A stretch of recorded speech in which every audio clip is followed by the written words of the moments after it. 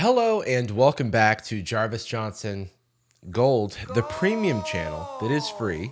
It is free, but if you're watching this, you're premium. And Love is Blind Season 4. That's what we're talking about today.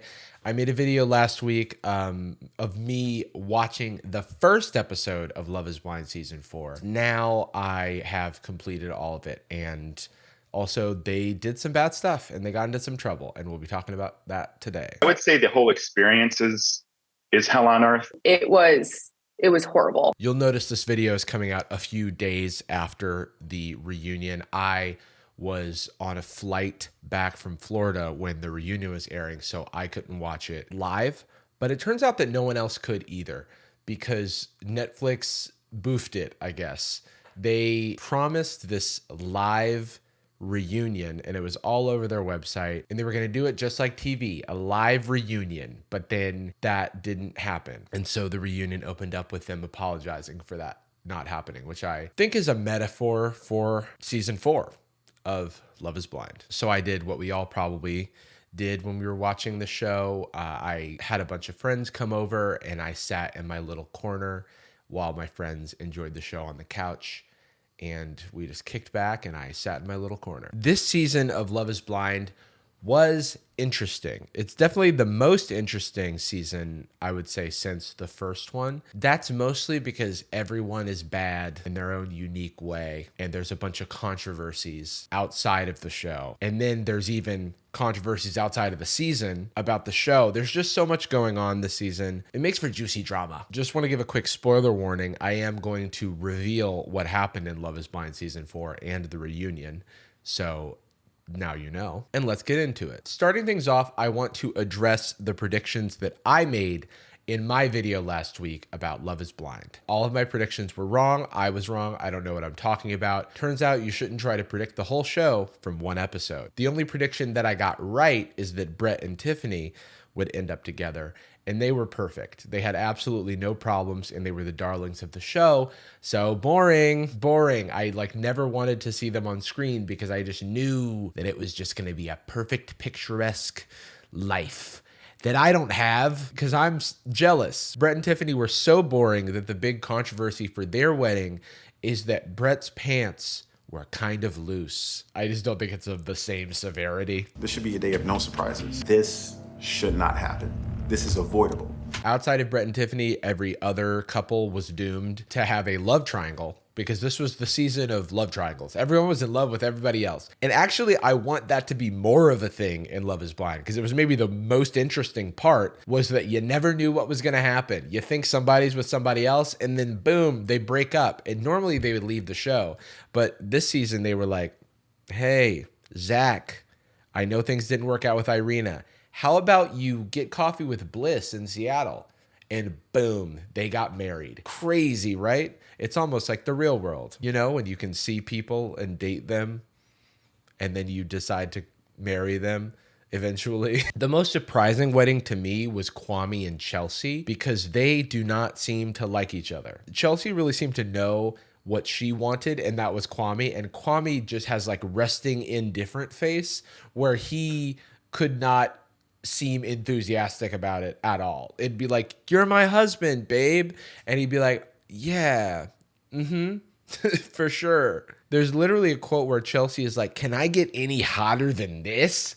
And Kwame is like, no, babe, you're so hot. I love you. But I know what you're thinking. We don't know these people. We only know the edits that they got on the show. And the edit is not always your friend. In fact, it's never your friend. Look no further than Zach, who, while he's trying to woo Irina, performs a song that he claims he wrote. You found me all alone. I found myself a Blarney Stone. But actually, the song was by the famous band Ludo. That is something that he allegedly claimed. Like, Zach went on record and said, hey, I didn't say I wrote the song, I just changed the words. But maybe they made him say that he wrote the song, or maybe later he said that it was actually a cover and he changed the words. But anyway, that is not in the show. Also not in the show is the fact that during this process, he said that he sang the whole 3.5 minute long runtime of the song, which is insane. That is maybe the worst thing that Zach did that I've heard about thus far. Why are they always singing? Love is Blind is obsessed with poor musical performance. We saw it in the first season with White Rapper Boy, was also a mathematician. I don't remember what he did, but I remember having to watch a freestyle of him on like Hot 97. It was very uncomfortable. But now they had multiple people this season singing, and they are not singers. I'll say it. That's fine. But it seems like they're forced to do this. Maybe Irina listening to Zach sing her a 3.5-minute long song that he is lying about writing himself is what turned Irina into a mean person. Irina was mean during the show. When she meets Zach, she says that he looks like a cartoon. You look like something out of like a cartoon. When she says that he looks like a cartoon, his response is to say, I know, as if it's something that he's heard his entire life. You look like something out of like a cartoon. I know. Poor guy, but I mean, he does kind of look like a cartoon. Now, I'm not going to recap the whole show, but what I can do, trade offer, I get your watch time, you get me reading tweets that I made while I was watching the show on a plane. Just started episode 2, and Micah broke poor Kwame down. I don't remember what that is in reference to, but I guess she just said she just rejected him. And then I said, oh God, it's like the Red Wedding. Paul ending it with Amber, can't even remember who that was. It was funny that she said, I can't hear you, you're kind of mumbling, because that is Paul.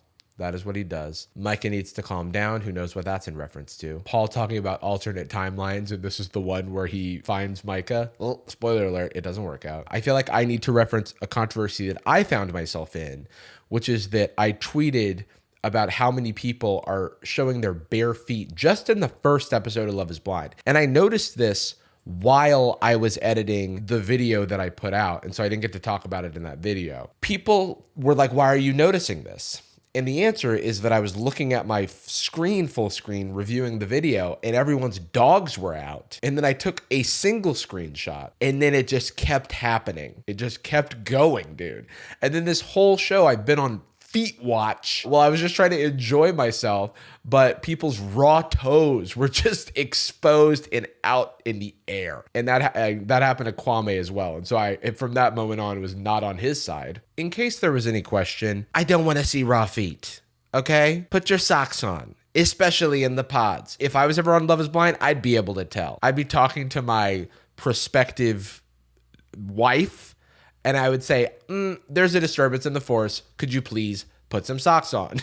Kind of bored already of Brett and Michelle. I was so bored I forgot Tiffany's name. My apologies to Tiffany. Jackelina, not sure where I stand. Was not a fan, it turns out. Jackelina was up to some stuff, and we're going to talk about that. Micah laughing at Jackelina crying felt a little mean girlsy. Yeah, Micah and Irina were laughing at Jackelina while she was crying about a boy. And then that was kind of messed up. Paul and Micah, okay, I'm going to be a hater for this couple. I don't see it at all. Called it. They didn't get married. Oh yeah, there was a really awkward moment where Kwame was having to talk to Paul about his engagement to Micah, and he had to keep like a positive face on, but you could tell that in his soul he was weeping. You can see what I was dealing with here. I just want to point out that Irina is wearing socks. We finally have socks. Marshall and Jackelina engaged. That was sweet. Good girl them. I think I meant to say good for them. And turns out it was bad for them because they're bad for each other. And it was toxic. Kwame is making a song. I hate this. Yeah, the songs just didn't stop. Zach and Irina go to Mexico together, but Irina hates Zach's guts and doesn't want to kiss him or touch him or do anything with him.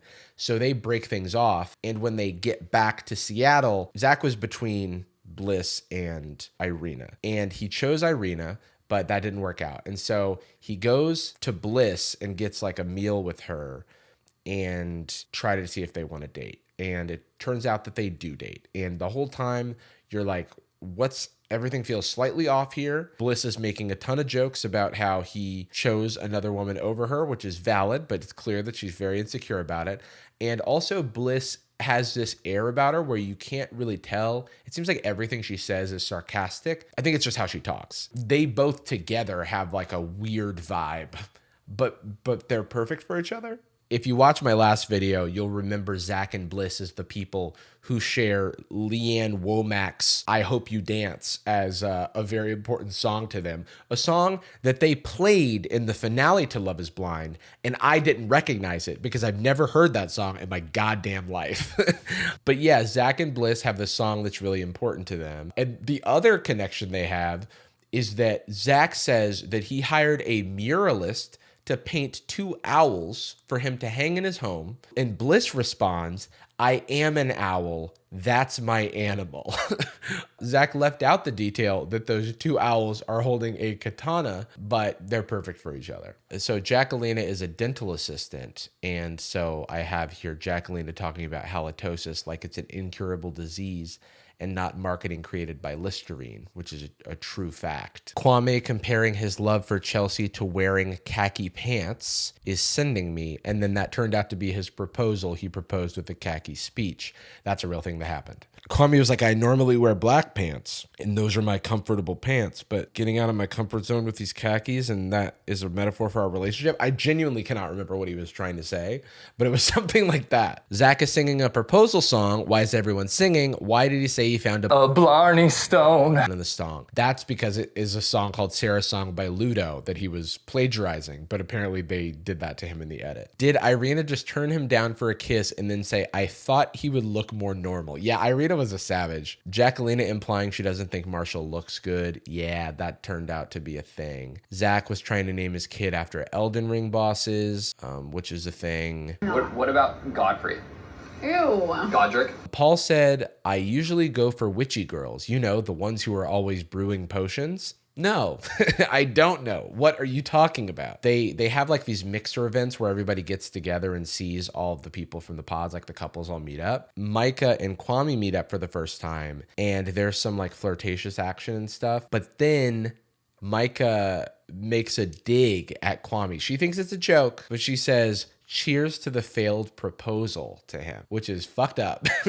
It's not cool, but she doesn't know what she did wrong. And then it becomes about how Kwame's too sensitive. And I've been there, and it's not like Kwame wasn't being super weird and passive aggressive, but everyone's wrong here, basically. Oh my God. Apparently Micah said, I do love you to Kwame. Yeah, that was weird. That was odd. Irina flirting with Paul. They should be able to make them switch partners. This is hard to watch. Wait for it. That might happen. Oh yeah, randomly, and this is just like a vibe check on Jackelina, but she says, and this is a quote, Zach is a weirdo and Irina is a peasant. And she goes on to explain what she means by peasant, but it's a negative explanation. She's like, and by the way, when I say peasant, I mean like it's a bad thing. So one of the great mysteries that I encountered upon watching this is why Zach chose Irina in the first place. But maybe there was producer stuff going on. Maybe there was a relationship there that we weren't privy to, because they just hate each other the entire time. Leading up to the finale, the main thing of note that happens is that Jackelina leaves Marshall for Josh. That's after they're just like bickering and fighting all the time, so it like makes sense. But then Marshall tries to go back to Jackelina to get his ring back that he proposed with, and she keeps the ring. And I have no idea what her motivations were for that. We don't really see much of Josh and Jackelina's relationship, but we'll hear about it in the reunion. Other things to note for the finale: Kwame and Chelsea get married somehow, some way. Zach and Bliss get married. Congrats. You're both weird, but like, I think it works. Brett and Tiffany get married. Of course, there was never a problem, except for there was the whole Taylor saga, which was absurd. Can I just say that the shit that Netflix gets away with padding these shows is ridiculous. The finale of the show was not that eventful. It was an hour and a half of my time. I feel like half of the hour was about Brett's pants and just having conversations with these people's closest friends like they've never met before. Like they're being interviewed in these awkward little round tables where they're talking to their friends in this like clearly producer-led conversation. And last but not least, Paul and Micah don't work out. Micah does something I've never seen before, and when she's asked if she basically I do, she says, actually, let's have Paul answer that first. I think that the best thing that I can do for us is to give you the opportunity to answer first. So she like sort of Uno reverses on him. And then he says it's the best for the both of them if they don't get married. And Micah's really hurt by that because she was ready to say yes. And Paul was doing the thing where he was like, I just don't think it's the best for us if we get married. I don't think that we can choose each other right now. You know, he's super, he doesn't open his mouth. I have no problem with that, by the way. Like, he's a stoic guy, but it's very clearly, like, there's multiple times in the show where somebody's like, hey, you're mumbling. I can't hear you. There's a little conspiracy here with Paul and Micah because in the past, couples have like decided that it's not going to work out, and then one of them has to say like, hey, we've discussed it, but it's not going to work. Some people think that Micah punted things over to Paul so that she would look like the hurt one, because their whole dynamic after it is very strange. I don't know what's going on, but I know that in the finale, like, Micah walks away distraught, and then like Paul walks up to her and then just like stands sort of ominously like in front of her, and it's very odd. And he doesn't say anything, so that was weird. So this brings us to the reunion, and this was taped instead of being live, and everybody was like waiting and tweeting and being upset. I was on a plane and missed it. Okay, so let's talk about the reunion in order of drama. Brett and Tiffany, no drama. Everything's fine. Paul and Micah, a little bit of drama. Paul is really bad with words. And apparently he said that he doesn't see Micah as a mother or have like motherly qualities or something. It was wild. And he does not defend himself well at all. But Micah also like has a lot of crap that she did that she doesn't really get taken to task for, which the hosts were bad. Pretty obvious at this point that Nick Lachey and Vanessa Lachey have completely checked out of the show. They are barely there, and they have kind of just like don't have a point to them. And I will talk a little bit more about Vanessa later because I would love to talk about Nick, but he barely contributes to the conversation. Kwame did say that he thinks Chelsea and him got a bad edit and their relationship is great, which probably they did because they're still together and it's been like a year. Good for them. Wish them the best. Zach had a lot of drama in the form of coming at Irina, who is facing the Love is Blind tribunal of retribution, where she's finally having to stand trial for her crimes of being very mean. She was mean to just people in the house. She was mean to Zach, who she, was engaged to, and then they broke it off. She has excuses for her behavior, and there is validity to those excuses, especially because of what we'll talk about after the reunion. But everyone else was also subject to those conditions, so it's understandable that she just kind of stinks. Her behavior stinks. She's probably a fine person, but her behavior was a bit bad. Jumping back to the hosts, they don't really hold anyone accountable, except for Marshall, and we'll talk about that. They don't really try to hold anyone's feet to the fire. So it is really cathartic when Zach says to Irina that she was on the show to be famous, and she like doesn't dispute it. And it was a side of Zach that I would have loved to have seen more, because he really like, except for his beard, which I'm not the biggest fan of, he, I think, won a lot of people over in the reunion. Last, but certainly most dramatic, is the Marshall, Jackelina, and Josh situation. So Marshall is at the reunion. He was engaged to marry Jackelina, the dental assistant. They bickered and stuff. She said that he wasn't man enough and he needed to step up. Those were like kind of what we saw of their conversations. So she decides to leave him for Josh, another dude on the show. Marshall tries to get his ring back. She says no. She still has it, allegedly. Jackelina and Josh make the move of not showing up to the reunion. They didn't give an explanation for why they didn't show up. So it does seem like it was a not wanting to like see Marshall in person type thing, which is a little whack because Jackelina allegedly said some stuff to Zach, to Marshall, I mean. But Marshall is not getting off scot-free here. So then they cut to a pre-recorded segment where Vanessa the day before got on Zoom with Jackelina and Josh, and they just have a good old chat. Jackelina is not challenged whatsoever for any of her actions, and which included, saying mean stuff. Yeah, she said Irina was a peasant. She said Zach was a weirdo.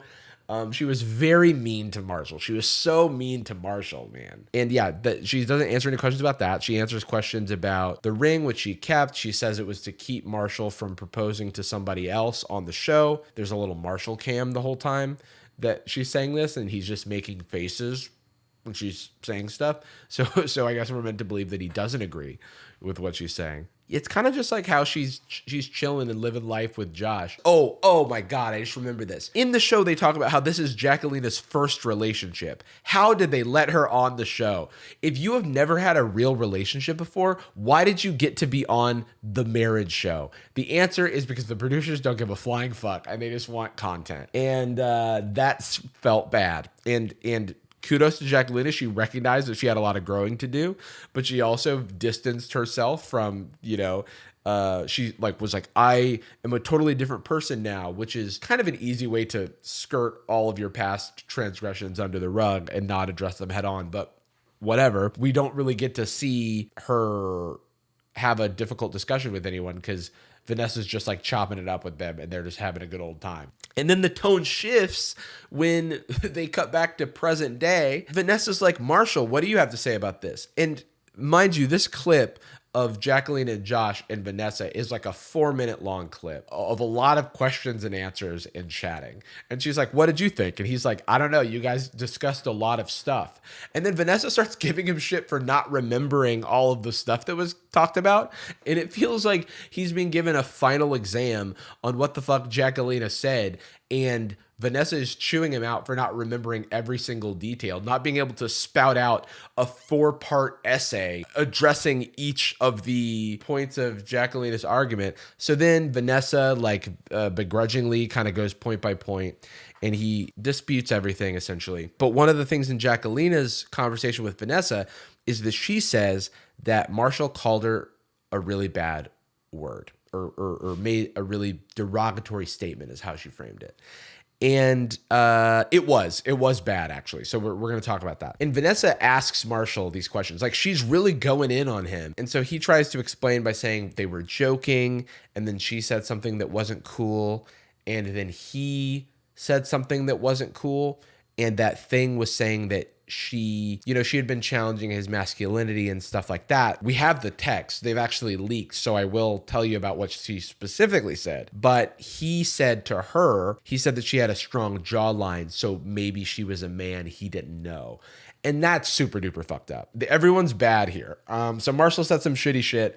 But then you look at, Marshall in the show is trying to, be mature and try to diffuse.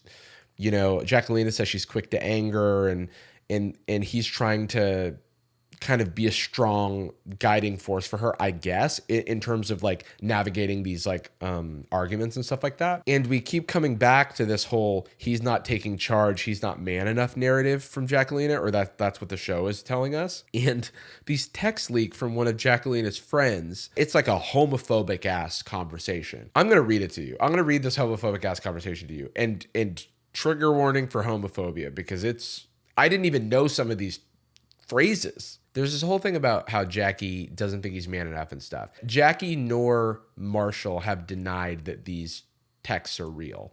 So she said, he gives me vibes, y'all. And what does vibes mean? That can mean anything. And then I kind of hinted in my interview and all hell broke loose. So I had to switch it up. But he for sure gives me vibes because he used to twerk on the bed, and I told him I was cool off that. And he was like, yeah. So now this time I told him to be more aggressive with me. He's hard for show, but sometimes he can be sweet in all caps. And it's like, okay, what do you mean by sweet? Because normally that's a good thing. But then those light-skinned ones can be a little sweet sometimes. I don't like the stray, but thank you. He will twerk on the bed, and I was like, yeah, no, that's not gonna fly, big homie. And then he will talk like, yas. And I'm like, what? That's the damn truth. I don't want to hear y'all at my wedding yelling about how he got sugar in his tank either. I didn't know what that meant. That's a homophobic phrase, apparently, saying that he's gay. Anyway, she goes on to use a bunch of phrases. She goes on to use a bunch of phrases that are like homophobic terms for a gay person that I had never heard before in my life, like teapot. Yeah, they call him sweet. They call him a teapot. They call him fruity in this group text, and it's kind of gross. It's definitely gross. It's not kind of gross. It's seemingly all because he's like a sensitive dude. Obviously what he did is not good either, but this whole situation is just bad. So maybe that's why they didn't want to come to the studio for the reunion. And a lot of people were calling out the host for not like taking Vanessa to task over this. Can't forget that Marshall did some bad stuff too. But so that was the reunion. And then yesterday, April 18th, Insider put out this huge article about Love is Blind and about how the production is hell on earth. The stuff that the contestants are subjected to, everything from forced to work 20-hour days, having limited access to food and water, but lots of access to alcohol. It really puts into perspective that like people would fall asleep all the time. And we saw that happen to Tiffany in the show, and it becomes like a funny plot point. It becomes a lot less funny when you realize they've been subjected to unfair working conditions. In the reunion, Irina references having panic attacks. And in the article, it says that a lot of cast members have panic attacks. And horribly, there's no on-call therapist on the show. And shows like The Bachelor and Big Brother, where contestants are similarly isolated. This is, from this article, they have on-call therapists. So it seems like there's not a commitment to the mental well-being or the physical well-being of the people who appear on the show. I also want to give another trigger warning for suicidal ideation. So I'm going to talk about that now. Danielle and Nick, a couple from season 2, Danielle in the pre-show interview said that she had suicidal thoughts in the past and suffered from panic attacks. And then when she inevitably had panic attacks on the show, they cut it to look like she was just jealous of other girls, and it was just her being like quirky and weird and annoying. And so that's why you can't trust the edits of these shows, because of shit like this. And Nick went on record as saying Love is Blind didn't adequately support its cast members during or after filming. Other alarming things that came out in this article is that Nick and Danielle had to stay married per their contract until the reunion. And when they were having marital problems, they reached out to a producer asking for some form of support, like if they could find like a marriage counselor or something, and they were not provided that. In this article, Danielle says she was surprised that she passed the psychological screening because of the stuff that she said in it.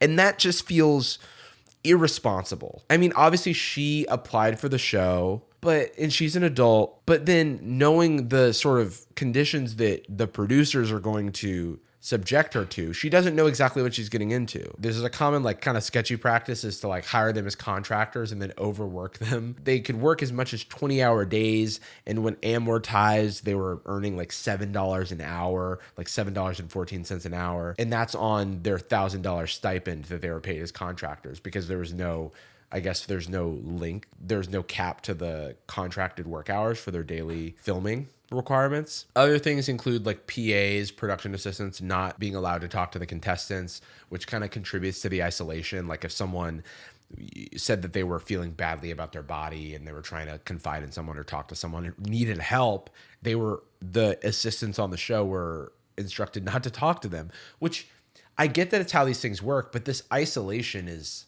it's coming out now because it's not okay, right? Because enough people do not think that it's okay. And I don't know all the intimate details, and all of this is like alleged, but it doesn't sound good. Apparently they're not sleeping in very good accommodations. Some of the people, they're like kept in bunk beds in a trailer, and it's like 15 men and 15 women in a single trailer. And some people didn't want to sleep on the bunk beds because they were afraid they weren't stable and they were cockroaches. It just sounded terrible. It also makes sense why so many people are just like sleeping on the couches in the common areas. It's because it's the nicest accommodation they have access to. One of the worst things is that in order to leave the show without producer approval, you have to pay the production company $50,000. And it's not like the people who are doing the show have that kind of money laying around. It's not like Joe Millionaire or whatever. So it's a very significant deterrent. It can keep people in a really shitty situation, which also feels inhumane. All that's to say, you should read the article. There's a lot of people sharing their stories, and they all have very similar stories, but it's still alleged. And also, it doesn't excuse people's bad behavior, because obviously, like, we've all encountered people who do crazy shit in our regular lives who aren't in these circumstances, but it doesn't mean that this is humane and should continue. The show is making money hand over fist. We all know it. They've already filmed season 5. They've got like everything's down pat. It's like a fucking machine. So just like be better if you're going to continue, you know? So yeah, this video is a little all over the place because I'm very tired and I'm going to go to sleep after this, but I wanted to get my rambles out on Love is Blind. Let me know if this is something that was interesting to you. Watching these shows, I'm testing out, talking about them on the channel again. Who knows if this is something that people are interested in. I know that people have been into it in the past, but that's usually been more highly produced content, which I don't always want to do for these shows.